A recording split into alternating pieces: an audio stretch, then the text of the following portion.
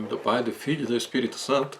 Queridos amigos do Apostolado Glória de Maria, nesta aula de hoje, nós vamos dando sequência ao nosso curso de História, mas eu preferi deixar essa aula em aberto para todos os membros do canal, mas desde já eu recomendo que aqueles que ainda não adquiriram esse curso completo de História, que se quiserem fazê-lo, até para poder compreender melhor essa aula de hoje, porque é uma aula importante, né? Essa aula de hoje nós vamos falar sobre as origens do sistema capitalista, e é muito importante para a gente entender os dias atuais e as dificuldades, né, que passamos nos dias de hoje.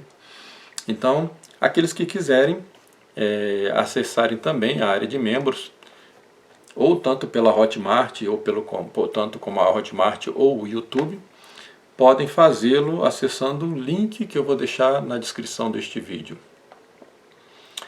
Então, nessas aulas de História, nós estamos dando sequência ao período medieval. Nós já falamos um pouco da história da Alemanha, um pouco da história da Inglaterra, e um pouco da história da França medieval, né?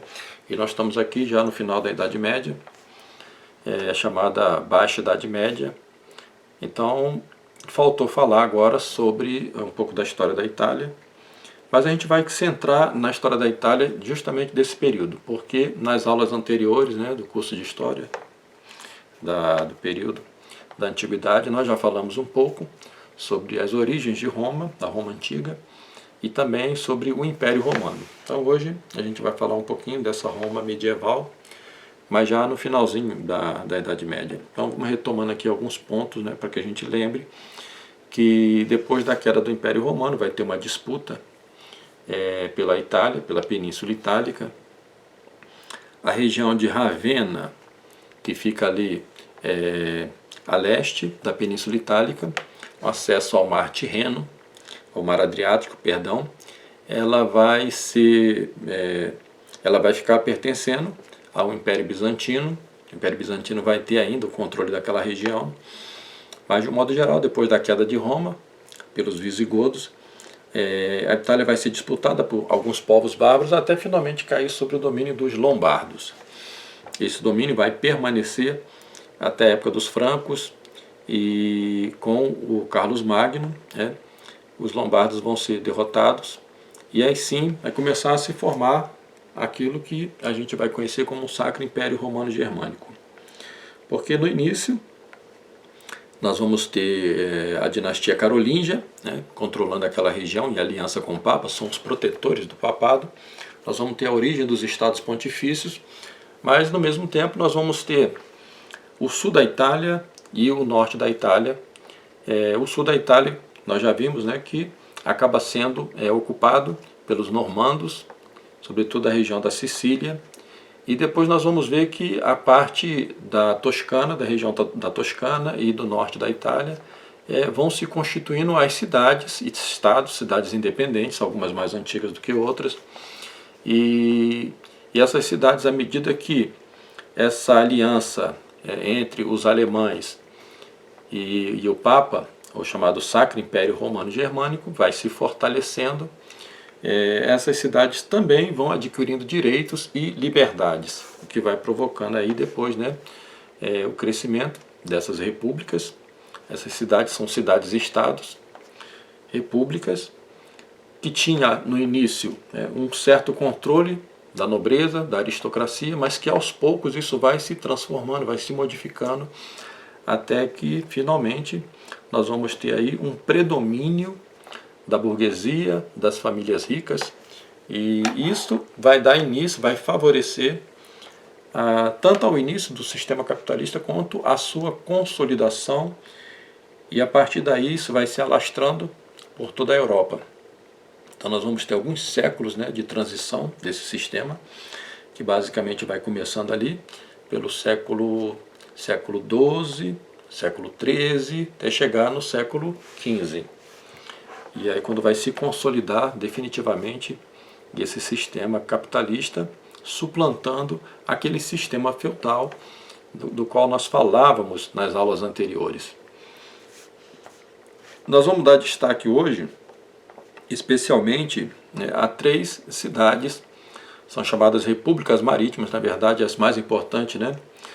São 4, mas hoje a gente vai falar menos de Veneza, a gente vai se concentrar mais ali naquela parte do oeste da Península Itálica, que a Itália, né, ela é uma península banhada do lado leste pelo Mar Adriático, né, como eu já disse, onde ficava Ravenna, que tinha se tornado a capital do Império Romano do Ocidente, mas que depois, né, do fim do Império Romano do Ocidente, ela vai continuar sob o domínio de Bizâncio. Bizâncio continuava sendo uma potência e vai continuar sendo, né, até a sua queda final pelos turcos otomanos. Então Bizâncio ainda tinha uma certa influência sobre algumas partes da Península Itálica.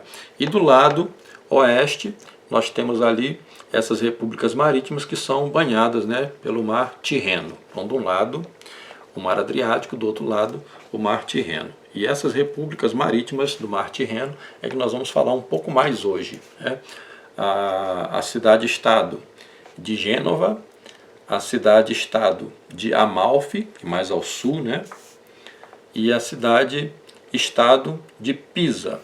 A cidade de Pisa, curiosamente, ela não fica exatamente no litoral, né? A cidade de Pisa, ela é uma planície, mas ela é ligada ao mar pelo rio Reno.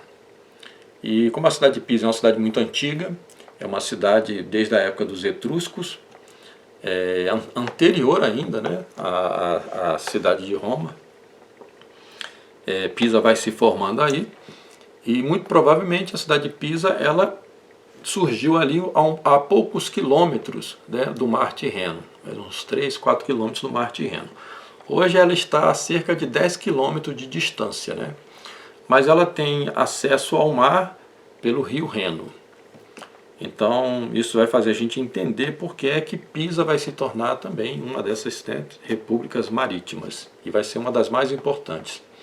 Então nós temos aí Gênova, mais ao norte, Pisa, que fica na região da Toscana, e mais ao sul a cidade de Amalfi.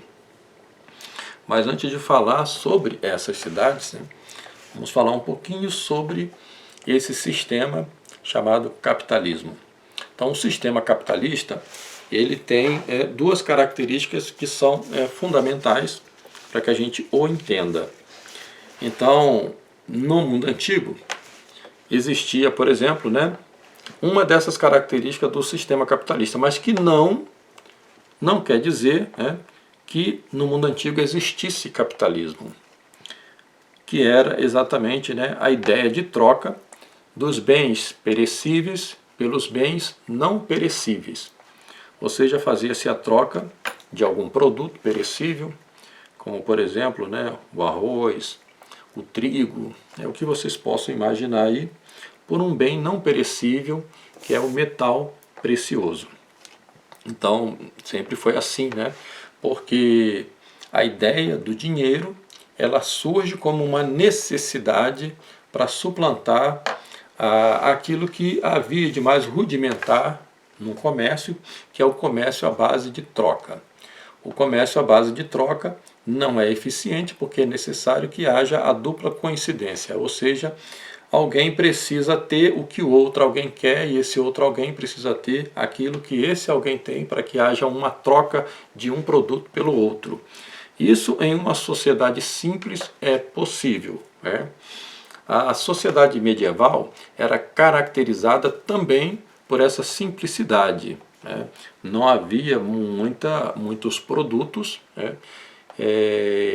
Não havia necessidades, porque a maior parte daquilo que a gente consome, por exemplo, hoje, são artigos que não são necessários. A maior parte do que a gente consome não é necessário. São necessidades que são criadas, né? E a propaganda massiva vai fazendo com que a gente torne necessário aquilo que é desnecessário. O mundo medieval não era assim. O mundo medieval era um mundo estático, não havia essa dinâmica comercial.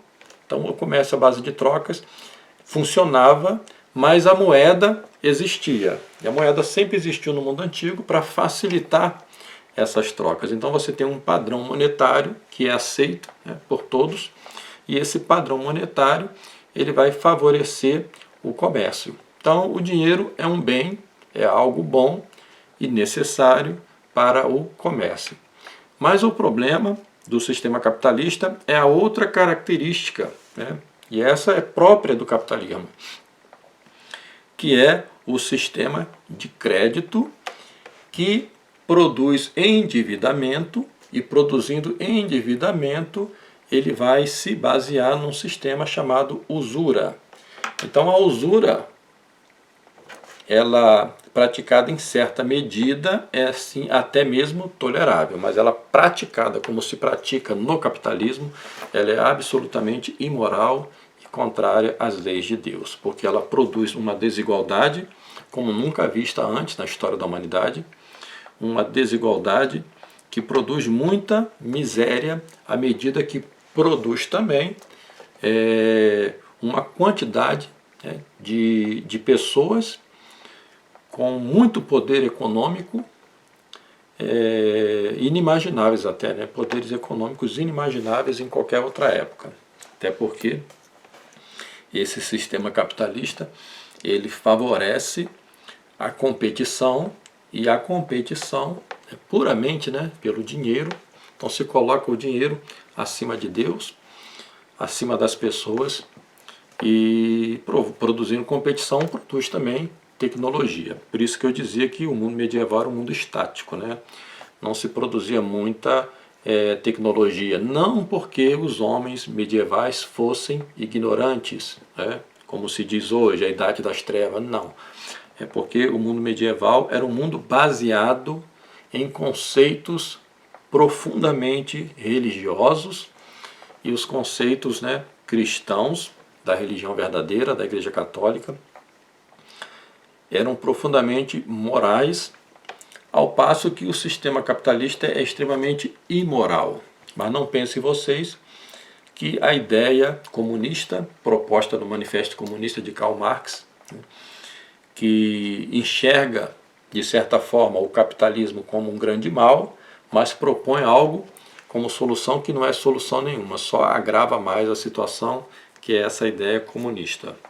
A gente vai falar depois numa outra aula. Hoje a gente vai se concentrar aqui no sistema capitalista. Então o sistema capitalista ele se caracteriza sobretudo e principalmente pela questão da usura. Então como é que isso se estabeleceu? Isso vai se estabelecer primeiro nessas cidades marítimas, as repúblicas italianas, né? Repúblicas independentes que vão passar a ter certa autonomia, certa liberdade concedida pelos imperadores do Sacro Império Romano Germânico. Isto foi favorecido primeiramente pela dificuldade que o imperador alemão tinha de chegar até a Itália, lembrando que a Itália tem lá uma cadeia de montanhas, né, ao norte, que são os Alpes, e depois também tem uma cadeia de montanhas que vai cortando a Itália ali pela região central, né, que são os Apeninos. Então essa característica geográfica acaba favorecendo também o crescimento dessas cidades, porque, por exemplo, a cidade de Gênova e a cidade de Amalfi, elas têm de um lado montanha e de outro lado mar, né? Não é o caso de Pisa, né? Pisa é uma planície que tem acesso ao mar pelo rio Reno, mas a cidade de Amalfi e a cidade de Gênova vão ter acesso ao mar Tirreno, justamente, né? Porque elas estão ali comprimidas pela cadeia de montanha dos Apeninos, então a única saída é o mar. Por isso que elas vão desenvolvendo essa capacidade de navegação marítima. Aqui nós estamos falando ainda dessa navegação marítima de pequeno porte, né? Não são grandes navegações. Então vai haver uma luta ali para domínio das ilhas, né? Sobretudo as ilhas da Córcega, da Sardenha e ao sul a ilha da Sicília. Mas, enquanto a igreja ela proibia a prática da usura, nessas cidades italianas, né, nessas repúblicas marítimas, há um grupo específico que pratica a usura com liberdade. São os judeus. Os judeus, então, praticavam a usura, a igreja não influía sobre isso, porque para os católicos era muito clara a seguinte situação. Os judeus, como são deicidas, como mataram o nosso Senhor Jesus Cristo, enquanto judeus, ou seja, enquanto permanecem no judaísmo, estão condenados ao inferno. não há possibilidade de salvação enquanto permanecem no judaísmo. É necessário que reconheçam nosso Senhor Jesus Cristo, homem e Deus verdadeiro, Salvador e Redentor, né, do gênero humano. Enquanto não fazem isso, permanecem condenados ao inferno. E os católicos viam a usura como um pecado mortal, porque de fato é a usura praticada da maneira como se praticava nessas cidades e como se pratica hoje. Pecado mortal, e como eles não queriam ir para o inferno, evidentemente que numa civilização católica não se podia praticar a usura. No entanto, os judeus praticavam livremente. As guerras entre essas cidades vão se intensificando, porque aqui, dentro dessas repúblicas marítimas, a religião falava muito pouco, né? Não havia mais interesse religioso, havia interesse econômico. É como nos dias de hoje. Nos dias de hoje só se fala em economia, tudo está concentrado em economia, né? Se a economia não vai bem, tudo vai mal.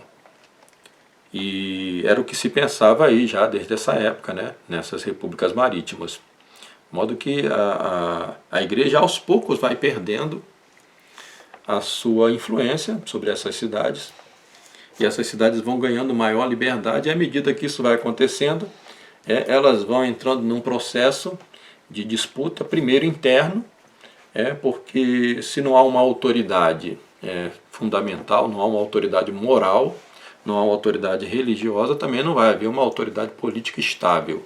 Então logo essas cidades vão entrar em conflito interno, e depois elas vão entrar em conflito umas com as outras. Então são guerras constantes. Isso vai favorecer enormemente aos judeus. Porque os judeus, como praticavam a usura, e a moeda corrente era o ouro, ou seja, né, a moeda tinha o seu valor intrínseco, ela valia exatamente o que ela era, o que ela pesava, então são os pesos e medidas. Estabelece-se um padrão de pesos e medidas. A moeda aceitável é o ouro, e, portanto, os judeus vão acumulando ouro através de um sistema que mais tarde vai ficar conhecido como sistema bancário. Então, para falar do sistema bancário, a gente volta um pouquinho no tempo, porque os judeus já praticavam isso, desde a época de Nosso Senhor Jesus Cristo. Então, na época de Nosso Senhor Jesus Cristo, todos lembram que Nosso Senhor expulsa os vendilhões do templo. E isto aconteceu por quê? Porque os vendilhões do templo adquiriam a moeda que era aceita no templo para que se pagasse as ofertas dos sacrifícios. Só que essas moedas elas existiam em pouca quantidade. O que os vendilhões faziam era comprar essas moedas, assim eles tinham um monopólio dessas moedas, chamado cambistas, E aí eles vendiam no templo para os peregrinos que vinham até o templo oferecer suas ofertas, e só podia ser feita com aquela moeda. Então eles vendiam essa moeda a um preço maior do que o que ela era. Então, como essa é uma prática que é contrária à lei de Deus, porque na realidade trata-se de uma desonestidade, trata-se de um roubo, então o Nosso Senhor ele vai dizer que aqueles vendilhões estavam fazendo da casa de Deus um covil de ladrões. Então essa foi uma prática que sempre existiu. No entanto, depois de Cristo, os judeus, seguindo o Talmud, eles vão estabelecer que a usura deve ser praticada contra todos os não-judeus, mas entre os judeus não.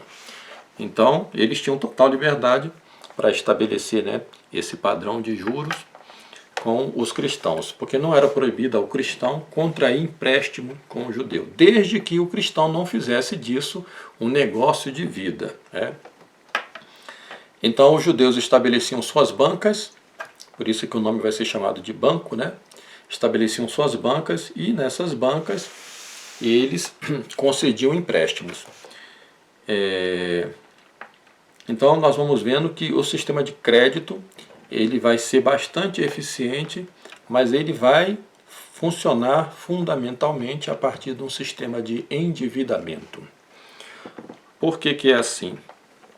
Em período de guerra, e nesse período aí há muitas guerras entre essas repúblicas marítimas, né, disputa pelo poder, pelo controle das frotas marítimas, pelo controle da venda de produtos, de mercado consumidor, já que tudo que importa é o dinheiro. Né?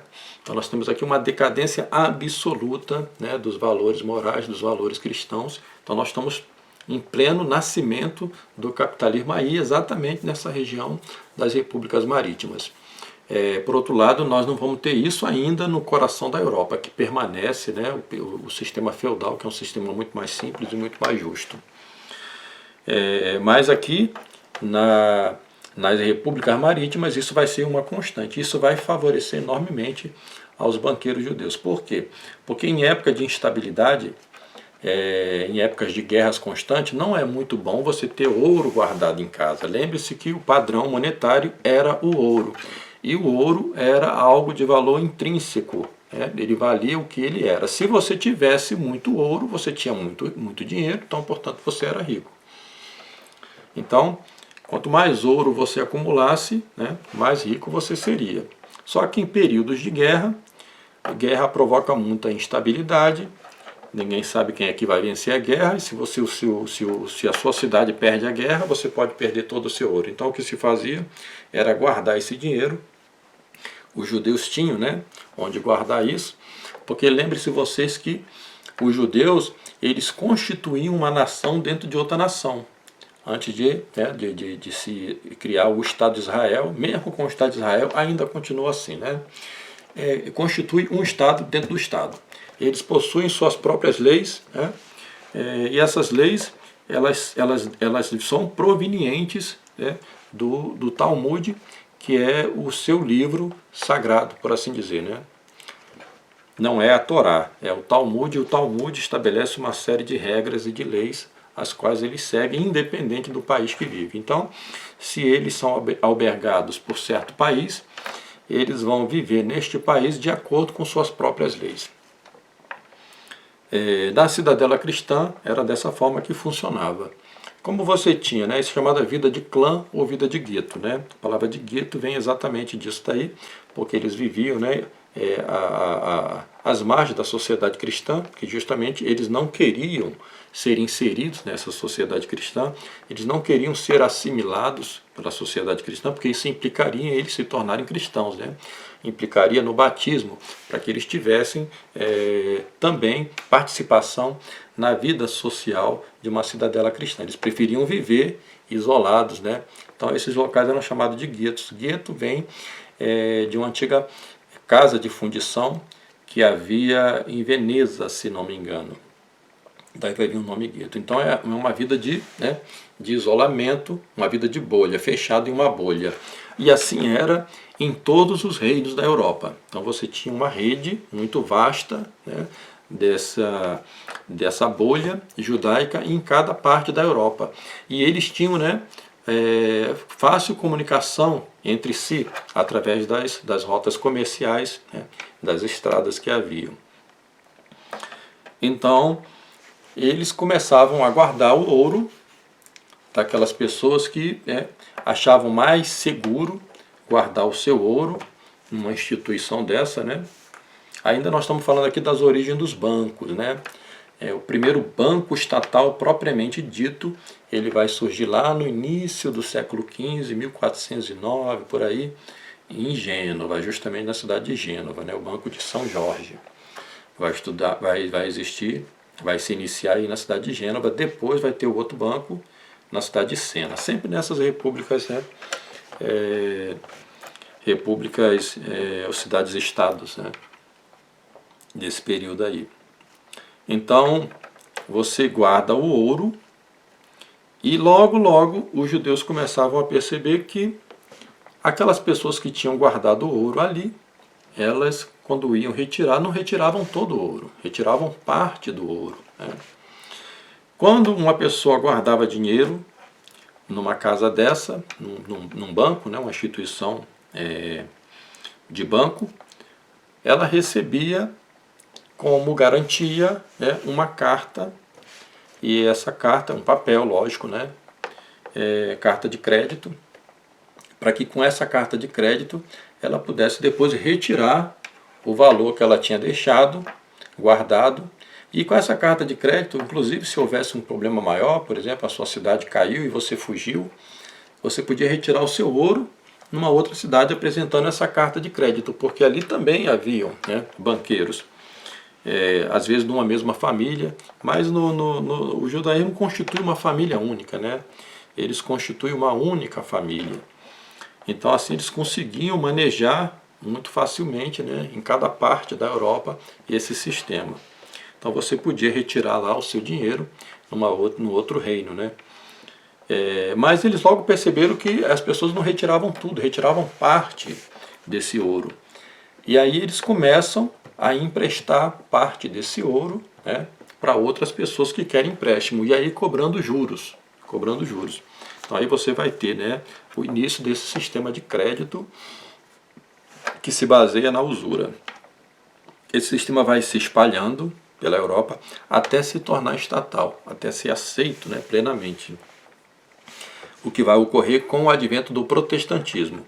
Até a Revolução Protestante, a igreja ainda vai combatendo, né, esse sistema usurário, mas a partir do estabelecimento do protestantismo, sobretudo, né, ao fim da Guerra dos 30 Anos, onde se definiu que parte da Europa ia ser protestante, aí o sistema usurário ele vai ganhar corpo e os bancos vão triunfar, né?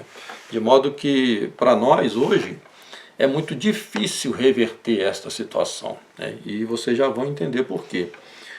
Porque desse sistema de empréstimo a juros, com um dinheiro que não é deles, né? O dinheiro é do outro, mas como você não vai retirar o seu dinheiro todo, porque imagine vocês, por exemplo, foi o que aconteceu na quebra da Bolsa de Valores de 1929, né? Que é um fenômeno, né, onde todo mundo vai retirar o seu dinheiro ao mesmo tempo. Se todo mundo faz isso, o banco não tem como pagar, porque o dinheiro dos correntistas já está emprestado para outras instituições. Então, o banco, né, o banqueiro, ele vive deste fenômeno, que é o fato de que ninguém, ou seja, todas as pessoas não vão retirar o seu dinheiro ao mesmo tempo. As pessoas vão retirar parte desse dinheiro, né, e o restante que está lá, eles vão emprestando para outras instituições e cobrando juros e taxas, né, tanto dos correntistas como daqueles que estão fazendo os empréstimos. Então, o sistema capitalista ele vai gerando dívida, dívida produz dependência, porque o que acontece é que logo as pessoas que estão endividadas pelo excesso de juros, elas não conseguem pagar suas dívidas, seus bens são hipotecados e elas perdem os seus bens. Os bancos tomam os seus bens, né? Ou se não, quando a pessoa está num processo de endividamento, ela vende o que tem, que é valioso, por um preço, né, absurdamente baixo. Então, de qualquer forma, eles ganham. E ganham também com as guerras, porque as guerras produzem destruição, é necessário dinheiro para a reconstrução. E as guerras necessitam de armas, de financiamento, né? Então, mais empréstimo, mais endividamento. Até chegar ao ponto em que vai se produzir mais papel moeda do que se tem reserva em ouro, né? Então isso vai dar origem ao sistema de reserva fracionada, que domina o mundo todo hoje, né? Ou seja, os bancos eles imprimem mais papel moeda do que o ouro que possuem. Nos Estados Unidos, né, depois que se substitui o valor ou a referência ou lastro ouro pelo dólar, o dólar é um papel, né? Nosso dinheiro hoje já não é mais papel, né? Já é um dinheiro virtual que a gente nem vê, é o tal do Pix e tal. Então a coisa vai só ficando pior. Mas voltando no tempo aqui, 1913, um ano antes, né, da Primeira Guerra Mundial, que acontece em 1914, esta é uma das causas da Primeira Guerra Mundial, essa questão de transferência, né, do poder econômico dos bancos da Inglaterra para Nova York, da City of London para Nova York. Da mesma forma que se transferiu antes das repúblicas marítimas italianas para os Países Baixos, daí para a Inglaterra e depois, né, para Nova York.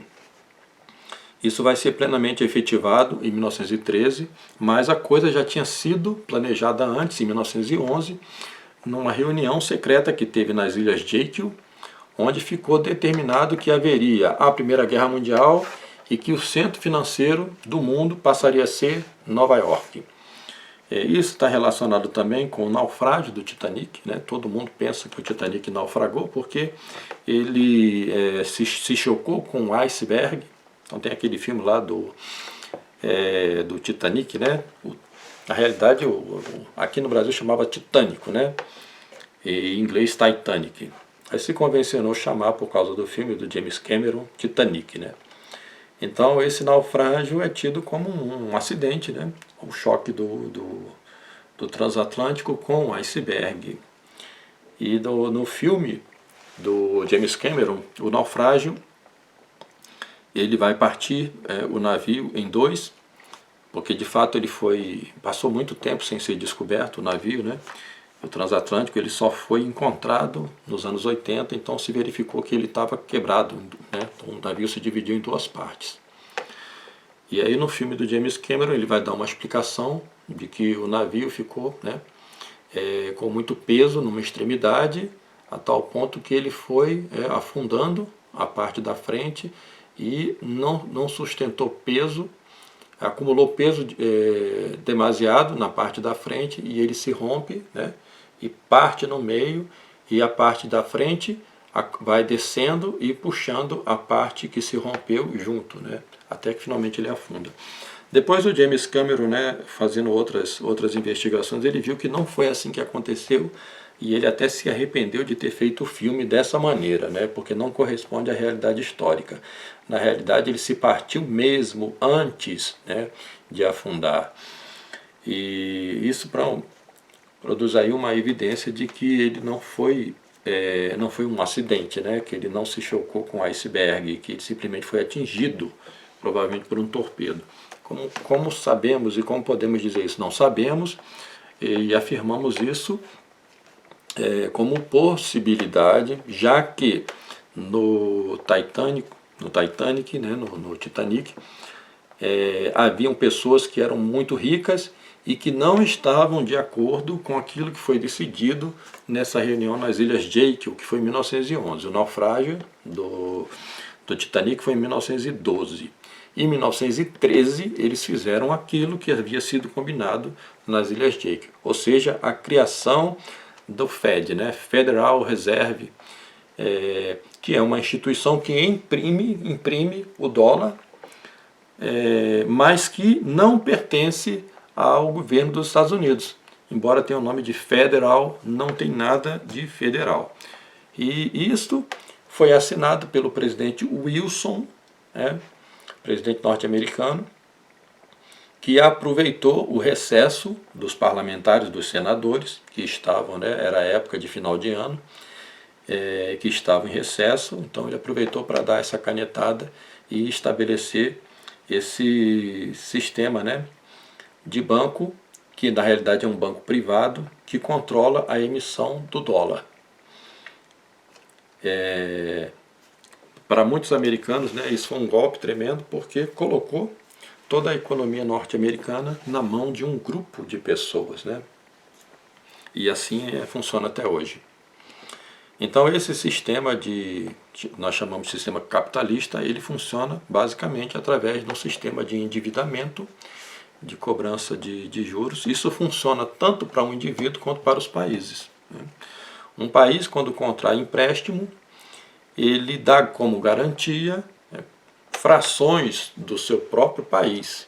Lógico que essas frações são simbólicas e elas estão representadas por documentos que são chamados títulos. Então, quando um país contrai empréstimos, ele entrega parte do seu território em frações, que são chamados títulos, e como garantia entregam isso para as instituições financeiras internacionais, o Banco Mundial, o FMI,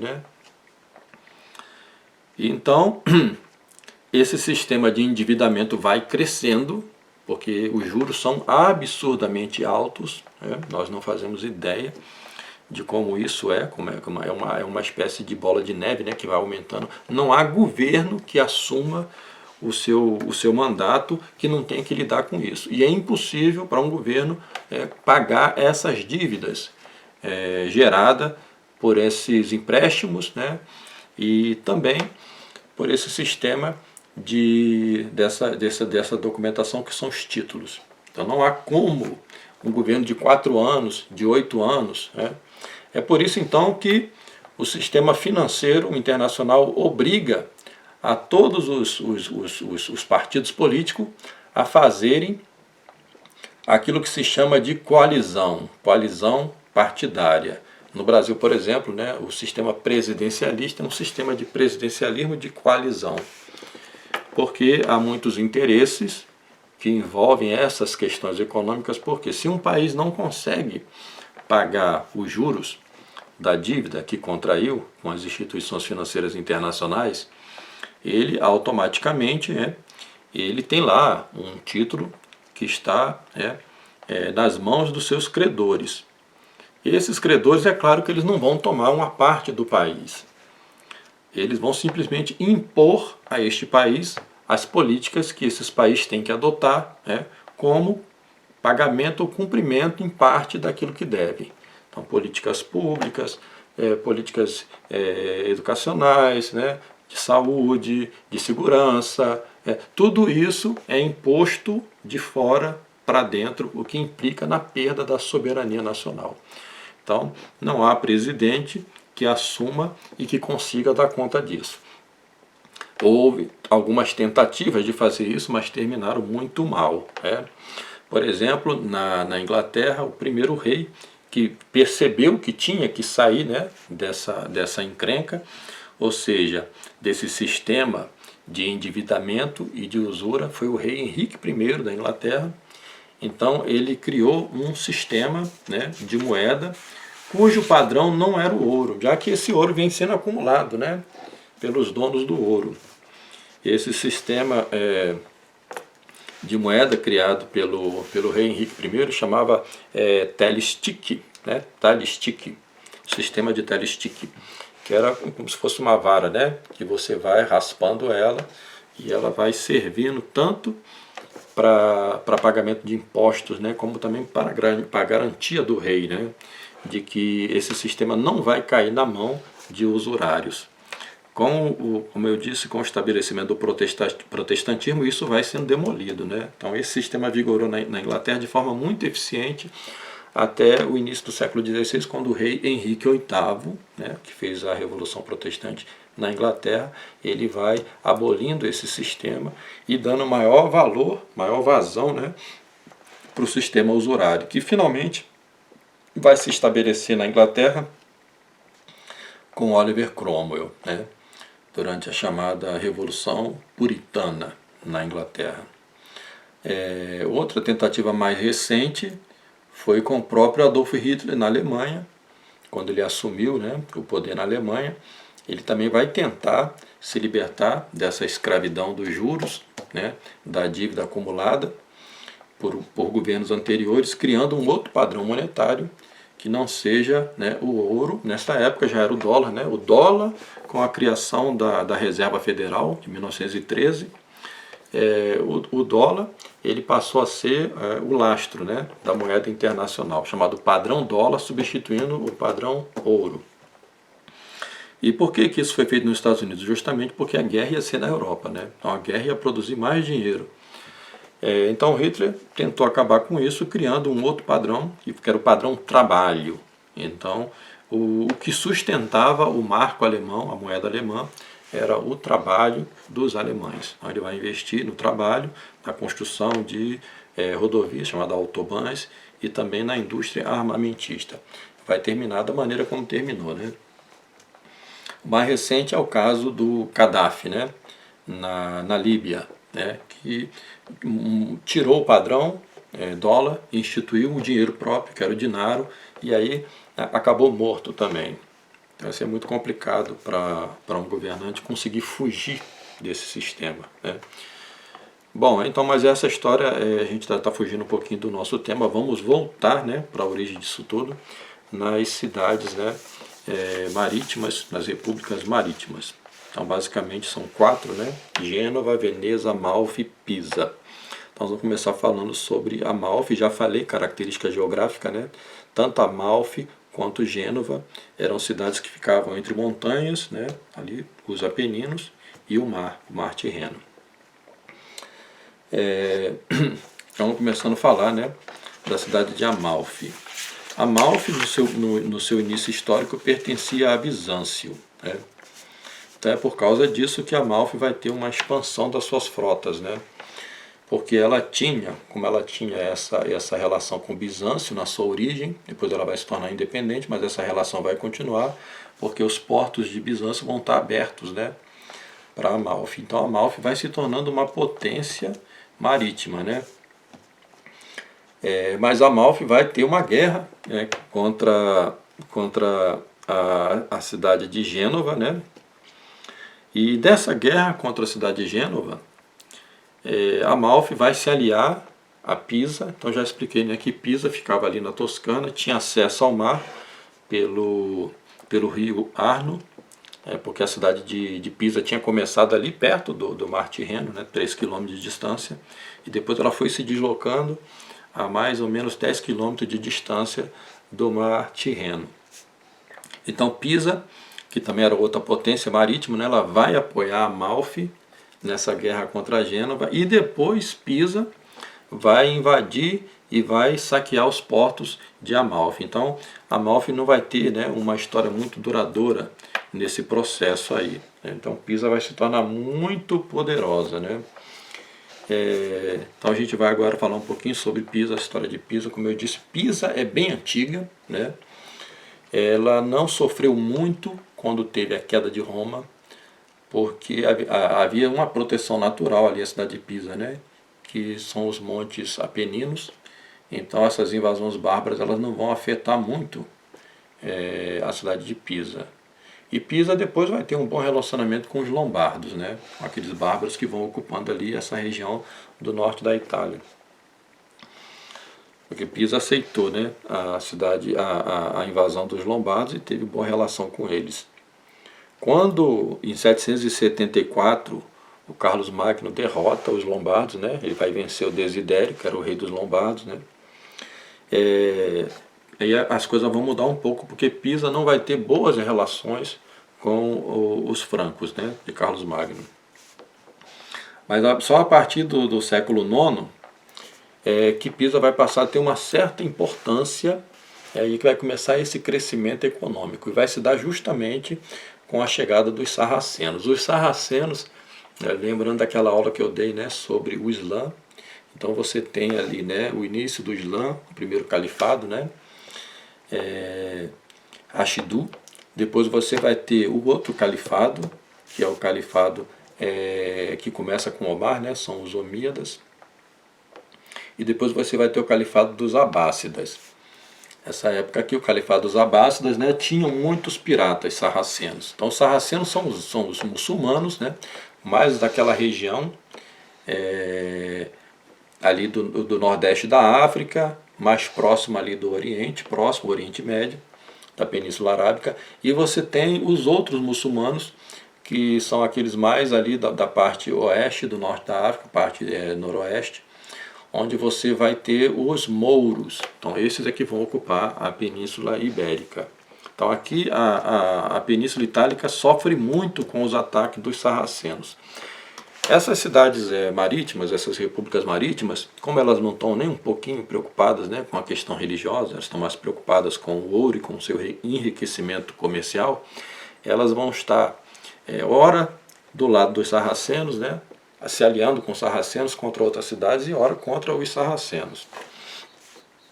Então, quando há essa chegada dos sarracenos, são os piratas sarracenos, né, não é uma invasão programada dos muçulmanos, mas são invasões feitas por piratas, são bandidos. Então, Pisa, né, vai começar a sua expansão, né, expansão da sua frota a partir daí. Ora colaborando com eles, ora, né, combatendo os sarracenos. Por exemplo, né, em 871, eles vão ajudar na luta contra os sarracenos em Salerno. No ano de 970, eles vão ter uma aliança com Otto o Grande. Essa aliança com Otto o Grande vai durar bastante tempo, né? Eles vão se aliar a Otto o Grande contra Bizâncio, né? E a partir daí, com Otto o Grande, nós já falamos da nossa aula também sobre a história da Alemanha, né? Otto I, que vai começar os privilégios, né, dessas cidades marítimas, dessas repúblicas marítimas, né? A cidade de Pisa vai começar a ter seus privilégios e suas liberdades a partir daí. Então nós vamos ver que isso é um erro histórico muito grande, que é justamente a partir daí que vai começar esse processo de formação do capitalismo. Uma aliança histórica, né, entre Pisa e o imperador alemão. Isso vai durar bastante tempo, né? No ano de 1005, a Pisa vai conseguir fazer uma grande vitória, vai conseguir ter uma grande vitória contra os sarracenos na Calábria. Pisa é uma cidade da Toscana, né? Na época desse crescimento de Pisa, a capital da Toscana não era Pisa, era a cidade de Lucca, né? Então havia uma rivalidade muito grande entre Pisa e Lucca. Então essa guerra entre Pisa e Lucca é chamada Primeira Guerra, né, das Comunas. As comunas são essas repúblicas italianas, né? Algumas são potências marítimas, outras vão se tornar potências porque vão ter relações com essas repúblicas marítimas. No seu caso, por exemplo, de Florença, né? Florença depois vai se aliar a Lucca contra a cidade de Pisa, né? Então, desse período aí, né, dessa luta, né, contra Lucca, é que o governador de Pisa, né, vai incorporar, ele era visconde, né, então ele vai incorporar esse título de visconde, vai ser incorporado pela família, então a família vai passar a se chamar Visconti. Então até hoje na Itália se encontra, né, pessoas com esse nome de Visconti, que vem daí, né. Então, a cidade de Gênova, que fica mais ali, né, ao norte de Pisa, no noroeste da Itália, vai ser o grande inimiga de Pisa. Então a Amalfi já está, né, derrotada.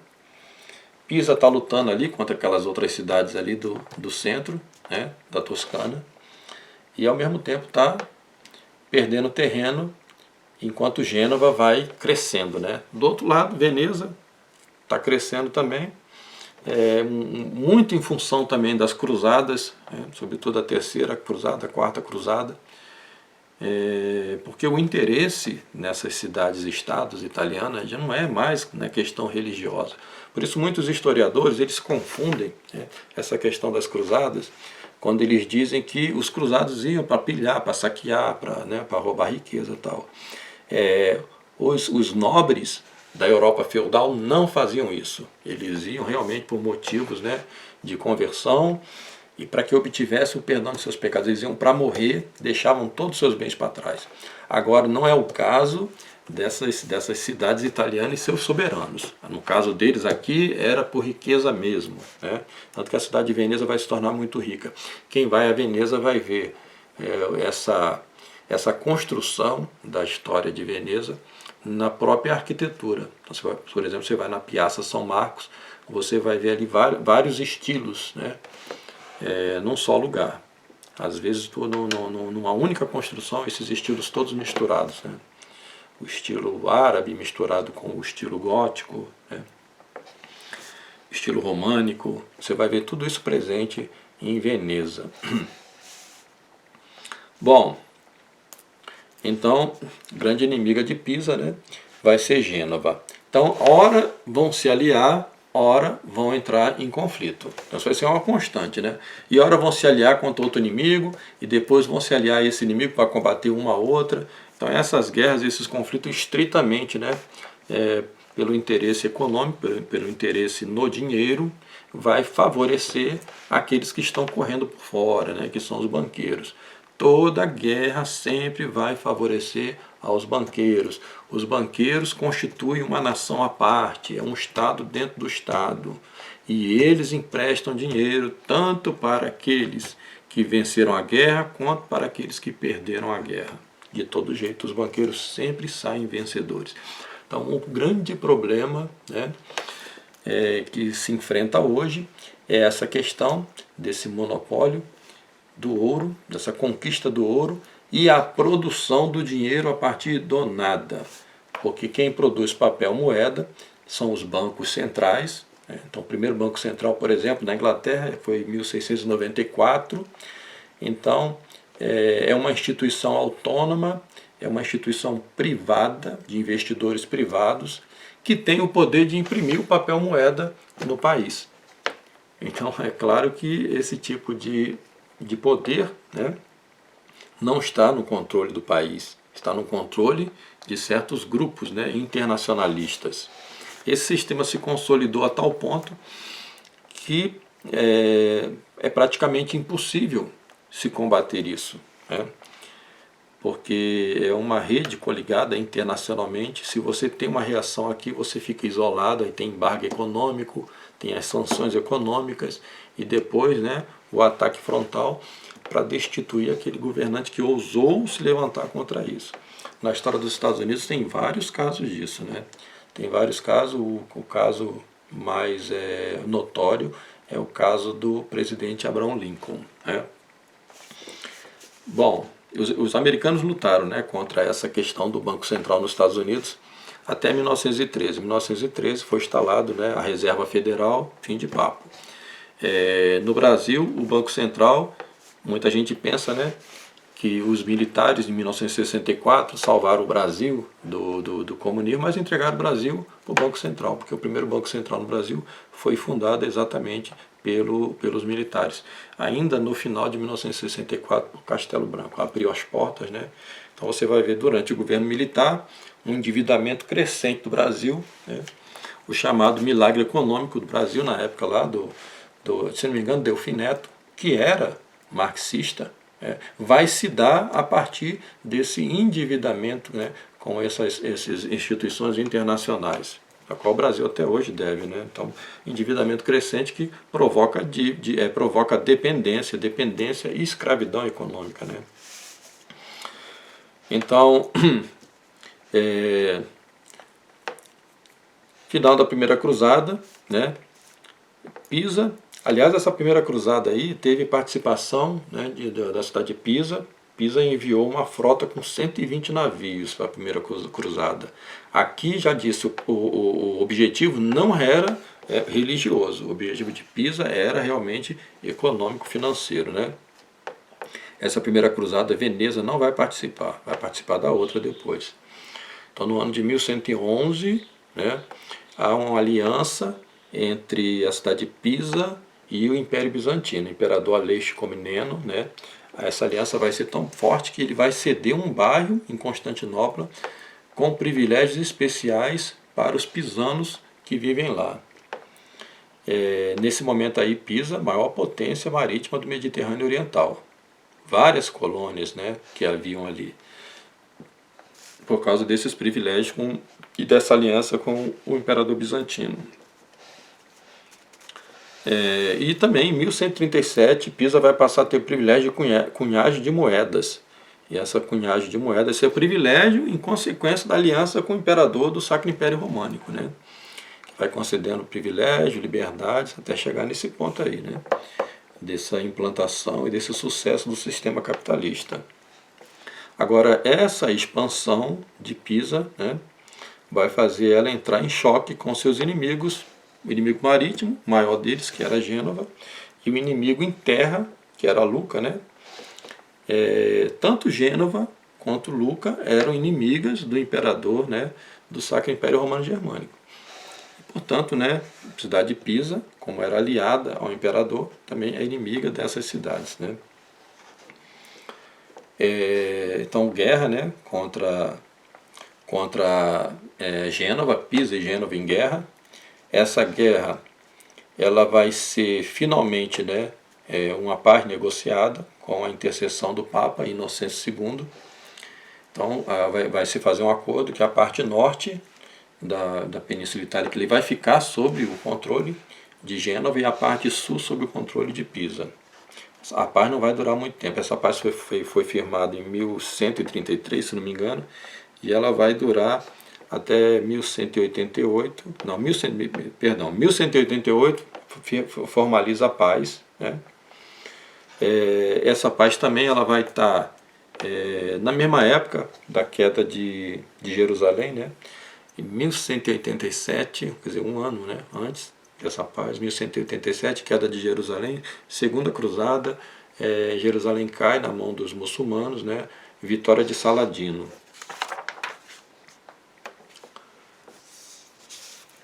E depois nós falamos também, quando nós falamos sobre o Sacro Império Romano Germânico, né, na época, né, da dinastia Hohenstaufen, Frederico Barbarossa, 6 expedições na Itália. E essas 6 expedições que o Frederico Barbarossa faz na Itália, ele conta com a ajuda de Pisa, inclusive no cerco a Milão. Então, a vitória, lógico, do Frederico Barbarossa, né? E vitória de Pisa também, que, né, ajudou. Então Pisa vai ter muitos benefícios, vai fortalecer muito nesse período aí.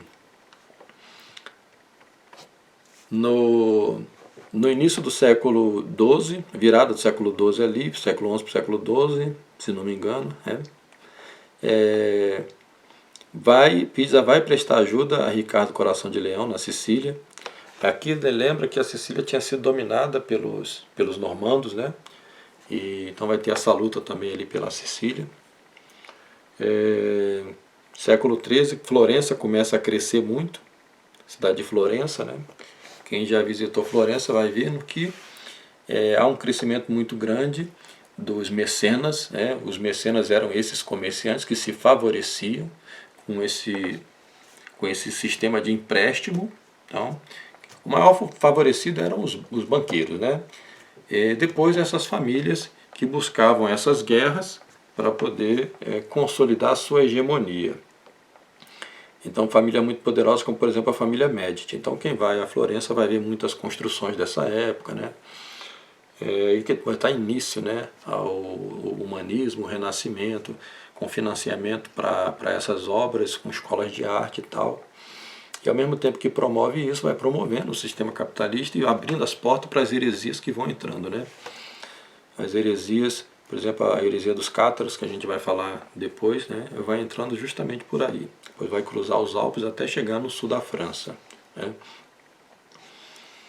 Bom, então aí nós começamos agora a ver o processo de queda, né, da cidade de Pisa, né? Justamente vai se dar a partir, né, do término da Quarta Cruzada. O comércio de Pisa começa a perder influência, né? Porque a partir da Quarta Cruzada, Veneza, favorecida, né, com o aspecto comercial da Quarta Cruzada, Veneza vai tomar o controle, né, das colônias de Bizâncio. Uma outra causa também, né, da queda de Pisa vai ser justamente, né, essa aliança de Pisa com os Hohenstaufen, como eu disse, né, a dinastia Hohenstaufen dos imperadores alemães. Porque nesse período, né, da queda de Pisa, Pisa vai continuar tendo a sua importância, mas não tanto quanto antes, né? Vai ser justamente o período de conflito, né, entre o Otão IV, né, o Otão de Brunswick, que está em guerra lá contra o Frederico II, né? O Otão era o sucessor, vamos dizer assim, legítimo, né? Mas ele vai acabar perdendo e Frederico II é que vai se tornar o imperador do Sacro Império. Ele vai perder, né, na Batalha de Bulvanes, 1214. Frederico II estava na Sicília, ele vai se tornar imperador. Pisa, para vocês entenderem, Pisa era aliada dos dois, né? Então estava assim, vamos ver quem é que vai vencer, né? Porque pensando já na questão econômica. Então aí a partir daí, Gênova que vai ter esse crescimento maior, vai tomar o controle das ilhas, né? As ilhas da Córcega e da Sardenha. Lucca vai tomar muitos territórios que pertenciam a Pisa. Florença vai conseguir o domínio do porto de Pisa, para poder, através daí, né, enviar seus produtos. Não sei se vai ter o domínio completo, né, mas vai ter acesso ao porto de Pisa para poder enviar os seus produtos. Pisa, que tinha organizado a Aliança Ghibelina, lembra que eu falei dos conflitos, o conflito entre os guelfos e os ghibelinos, né, lá na Alemanha, mas que vai ter extensão também na Itália. Na Itália também tinha muitos guelfos e ghibelinos. Esse conflito lá dos guelfos e ghibelinos não fica só na Alemanha, fica na Itália também. Então, Pisa organizou uma aliança ghibelina, né? Lembra que os ghibelinos são os Hohenstaufen, né? Esses que estão governando a Alemanha, né?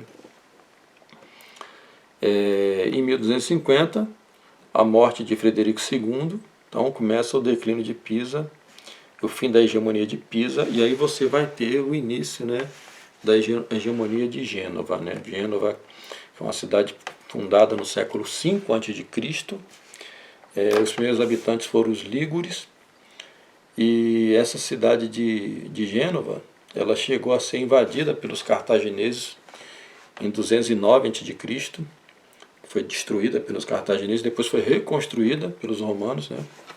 E a partir do século XI ela vai se tornando uma república marítima, como nós já falamos, governada por cônsules, né? Esses cônsules eram provenientes da nobreza, né, romana, mas que depois vão gradativamente, né, deixando de ter uma característica aristocrática para ter uma característica mais burguesa, comerciante, né. Também vai ter esse crescimento, fazendo aliança com Pisa. Ora está aliada a Pisa, combatendo os sarracenos, e ora está combatendo Pisa, né. Então sempre esse interesse por dinheiro, né. E paralelamente vai favorecendo ao sistema capitalista que vai se consolidando aí. Depois o sistema capitalista vai se expandindo, né, dessas repúblicas marítimas italianas até chegar ao coração da Europa.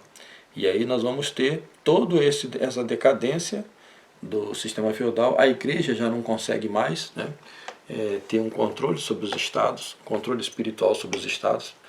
Vai culminar isso na ofensa de Filipe o Belo contra o Papa Bonifácio VIII, e em consequência disso nós vamos ter o Papa de Avignon, e depois nós vamos ter o cisma do Ocidente, uma grande confusão durante o século XIV. Seguida ainda, né, você vai ter Guerra dos 100 Anos, vai ter também a peste negra, e no final do século XIV esse cisma do Ocidente, que eu vou falar depois numa outra aula. Então fiquem com Deus, né? Se quiserem assistir às outras aulas, procurem aí o link na descrição e tornem-se membros desse canal, serão muito bem-vindos. Em nome do Pai, do Filho e do Espírito Santo.